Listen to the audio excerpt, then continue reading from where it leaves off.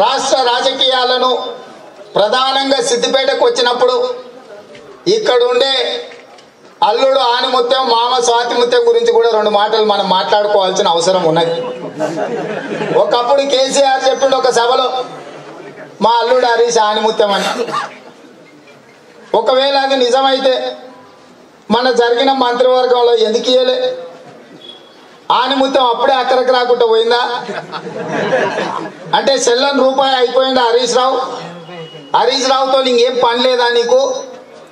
నేను ఆనాడే చెప్పిన హరీష్ రావుకు మంచిగా ఉన్నప్పుడు, మీ మామ తక్కువడు కాదురా నాయన, మీ మామ తాస్పాము లాంటోడు. తాస్పాము తన పిల్లల్ని తానే తింటది. పెద్దోళ్ళని అడిగితే చెప్తారు, ఇంటికి పోయినాక తాతనో ముత్తాతనో అడుగురి. తాస్పాము లక్షణం ఏంటంటే పిల్లలు పెట్టంగానే దాని పిల్లల్ని అదే తింటది. కేసీఆర్ కూడా తాస్పాము లాంటోడు, తన పర్వాలేదు ఎవరినైనా కరుస్తాడు, తన పిల్లలనైనా తింటాడు, నీకున్నది ఎప్పుడో రోజు సావు అని చెప్పి హరీష్ రావుకి చెప్తే నమ్మలే. మా మామ మందినే కరుస్తాడు కానీ నా దగ్గరికి రాడన్నాడు.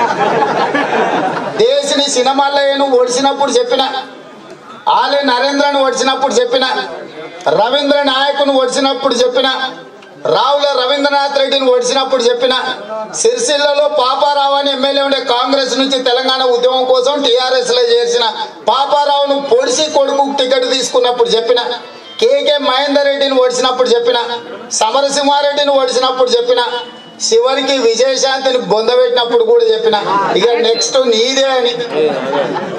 ఎన్నికల కంటే ముందు కూడా ప్రెస్ పెట్టి మరీ చెప్పిన, హరీష్ రావు దొంకు ఆ బోట్లు ఉంటే మీ మావ నిన్ను చంపుడు ఖాయమని. కానీ హరీష్ రావు ఏమనుకున్నాడు అంటే, నేను ఇంటోని ఆయన పనోళ్ళనే చంపుతాడు, ఇంటోళ్ళను బతకనిస్తాడని. ఇవాళ ఇంటోని కూడా వచ్చింది. ఇంకా దిక్కుదెలవని పరిస్థితులు హరీష్ రావు ఉన్నాడు. కేసీఆర్ కు నమ్మినోని నట్టేట ముంచుడు అనేది వెన్నతో పెట్టిన విద్య. 2001 నుంచి 2018 వరకు మీరు ఒకసారి చరిత్ర చూడండి.